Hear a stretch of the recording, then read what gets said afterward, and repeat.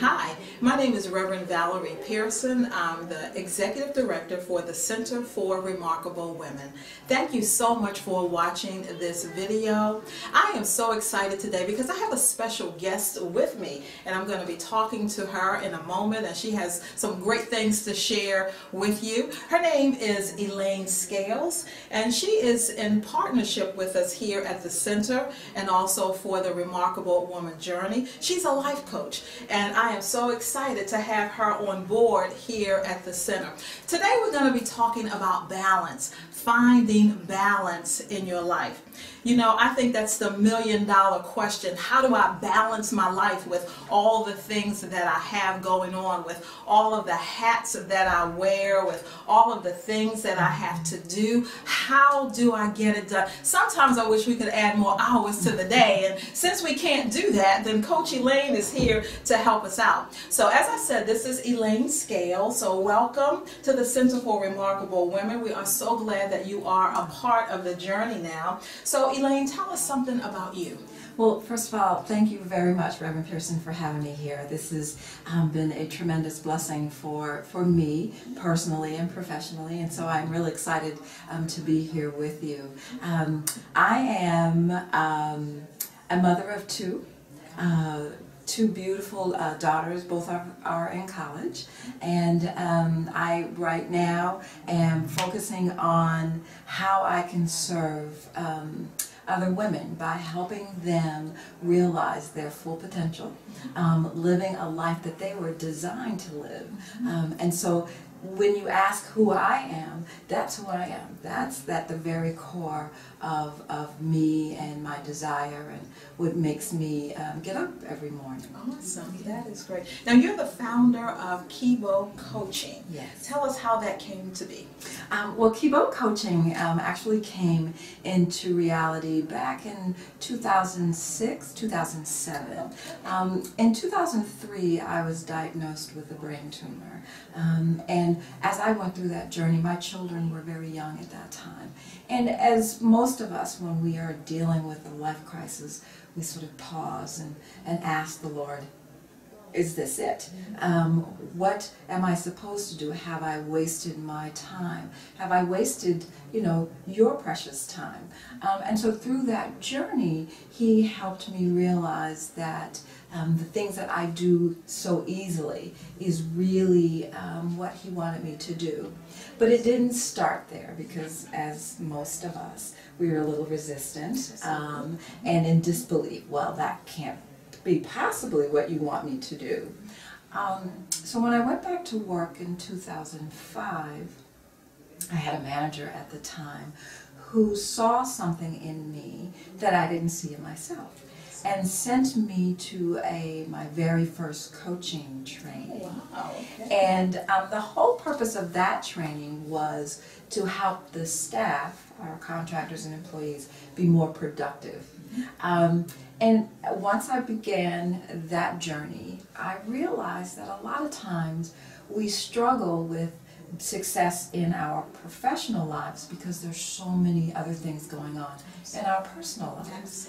Well, the company didn't really want me to spend time focusing on people's personal lives. They wanted me to focus on helping people be more productive. Yet again, I went back in prayer and said, where are you sending me?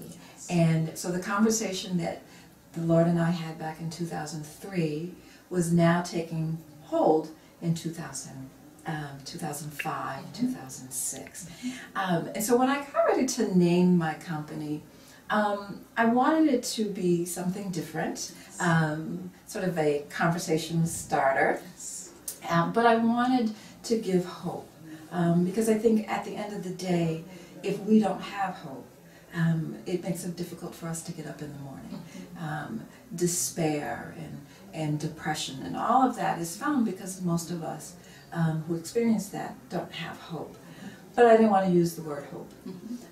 My mother is Japanese, and so I looked to the Japanese language and found Kibo. So Kibo is hope in Japanese. Awesome. Yes. That is awesome. What a wonderful story. Well, thank you. Great, Thank you. great. Wow. And you said a couple things. So, you know, when God speaks to you and tells you to do something, we're all kind of in this state of disbelief. Yes. And I think all of us are, for the most part, when we hear God saying, do something. So you're that person that can help sort of push us along. Is that correct? Yes, absolutely. Because I understand what that process is. And there are, we all have gifts and talents. It's just in us from the moment we're conceived. You know, it's funny, my grandmother, my paternal grandmother, told me, she said, you know, God gives each person 7 gifts and talents. And it is up to us to realize that. So understanding the pushback, understanding being told to do something that is completely out of your comfort zone, understanding how to look within and step out on faith and not worry about the small stuff or the big stuff. So yes, I can certainly help in that area. Very good. Well, you're going to help us in another area. You're going to help us find balance in our life. So in a couple weeks, on March the 21st, we're going to have a workshop, and you're conducting the workshop. And the workshop is entitled Finding Balance in Your Life, a workshop on reclaiming your time and live more purposeful and joyful life. So how can I find some balance in my life, Elaine?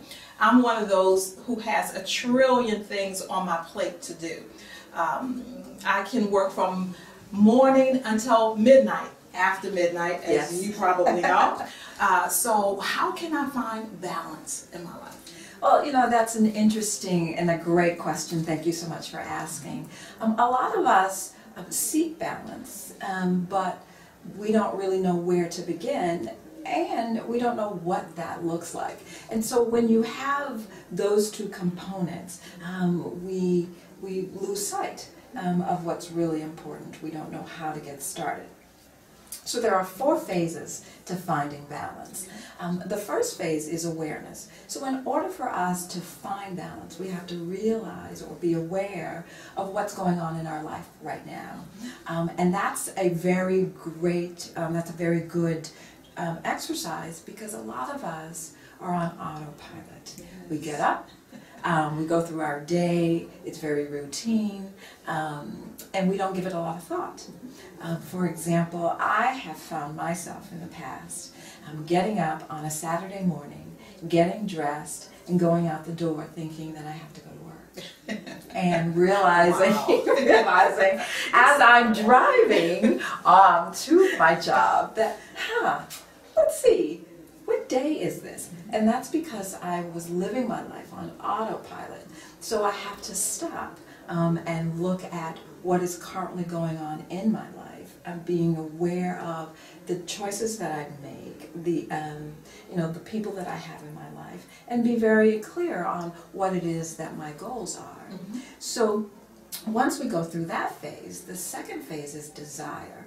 A lot of times, particularly in women, we stray from things that we desire because of what society says or what we were or how we were raised. Desire can be a taboo word, but in actuality, it's a very strong word. It's a much stronger word than want, and in some cases need, because what we long for eats away at us until we wake up one day and we realize that we're unhappy, we're empty, we've wasted our lives.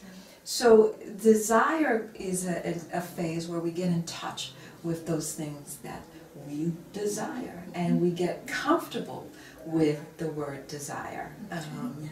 And so the third phase, which while all phases are important, this third phase is very vital because we don't realize, and it's influence. There are things internal and external that influence our decisions. And so we don't recognize those influences. And sometimes those influences can be negative. Oftentimes they are negative. So this phase is a very critical phase because we have to touch base with those things that influence us. One of the other reasons why this phase is difficult is because then we have to make decisions about that which influence our lives. It can be very painful when we look at the things that influence our lives. And then the fourth phase is action, and that's the great phase. Yes, it is taking everything that we've learned and the changes that we want to make in our lives and putting it into action. And so that is a difficult phase as well, because a lot of times we talk, but we don't put things into action. Absolutely. Yes. We do that very often. We do that. Yes, Yes, we do. yes. And very well, I might say. So awareness, Awareness. desire, influence, and action. Absolutely. Okay, great. So that's part of finding balance in our life. And you know, I'm glad that desire is in there. And you're right, that's kind of a taboo word. And if I can say, especially for Christians, you know, we're not supposed to desire Absolutely. much, but actually God wants us to have desires. And the Bible even says that He will give us the desires of our heart. So that is absolutely awesome. I'm glad to hear it. So now the workshop that we're planning on Saturday, March the 21st, who should come to that workshop? Ah, that is a great question. Everybody. Everybody that has a life. Okay. Everybody that wants something different. Everybody that really wants to be all that they can. And the reason why I say that is because let's go back to desire. Yes. There are times in our lives that we wake up and we just know that there's something we should be doing. But we don't really know what, how, when, or where. And so when we look at the Finding Balance workshop, that's why it is about reclaiming your time. It is about learning to live a more purpose-filled and joyful life, because we have a purpose here. And so that's why this workshop is great for everyone and anyone, young, old.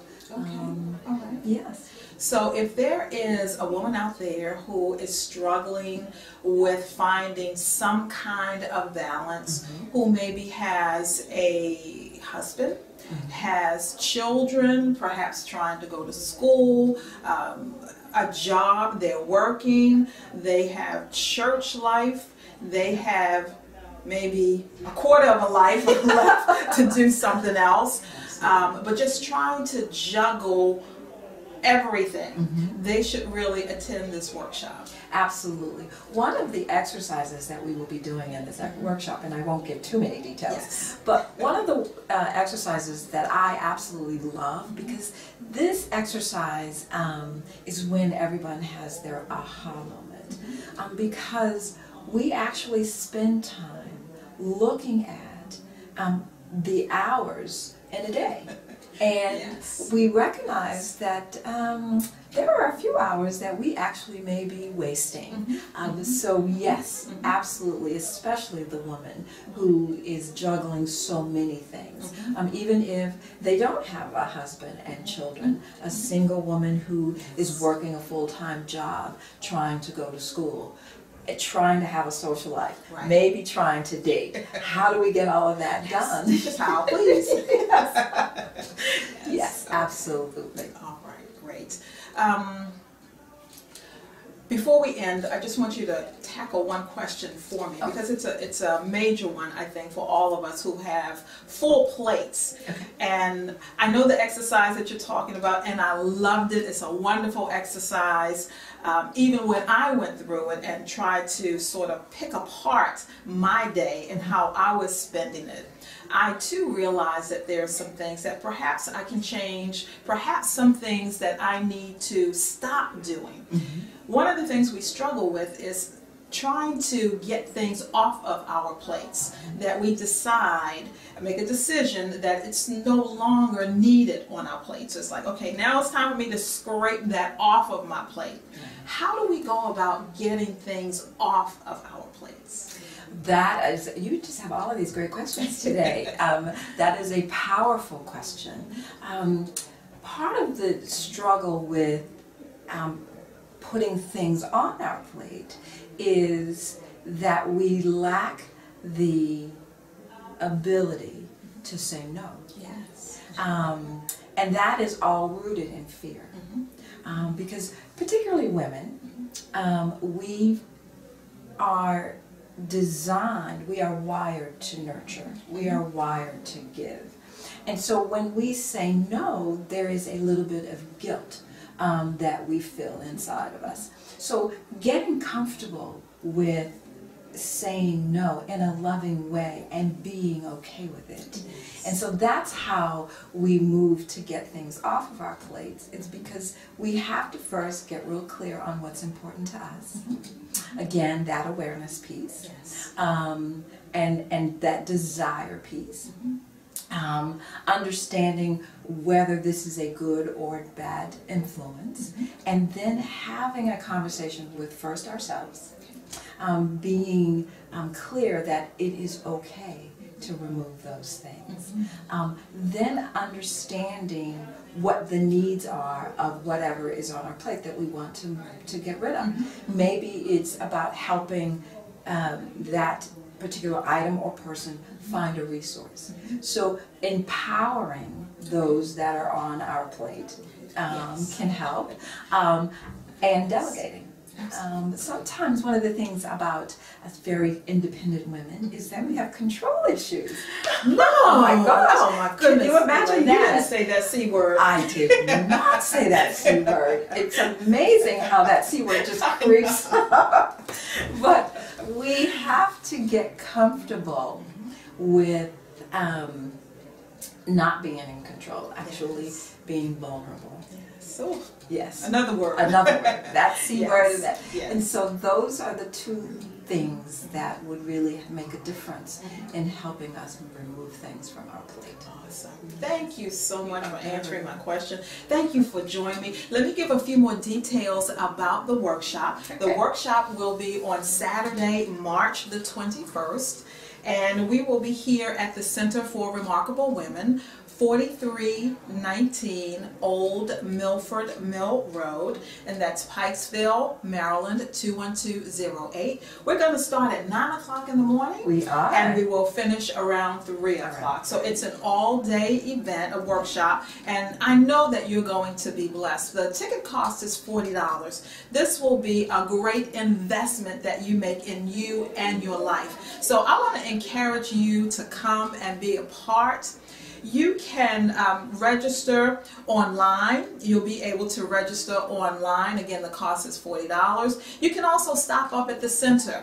We're here on Tuesdays in the evening, also Saturday during the day. We're here on Wednesdays. So come on by the center. This workshop is open to everyone. You may say, well, I'm not a part of the center. It doesn't matter. We want you to come and be blessed by this workshop. I want you to come and meet this great woman, Elaine Scales. I know that you are going to be tremendously blessed by her workshop.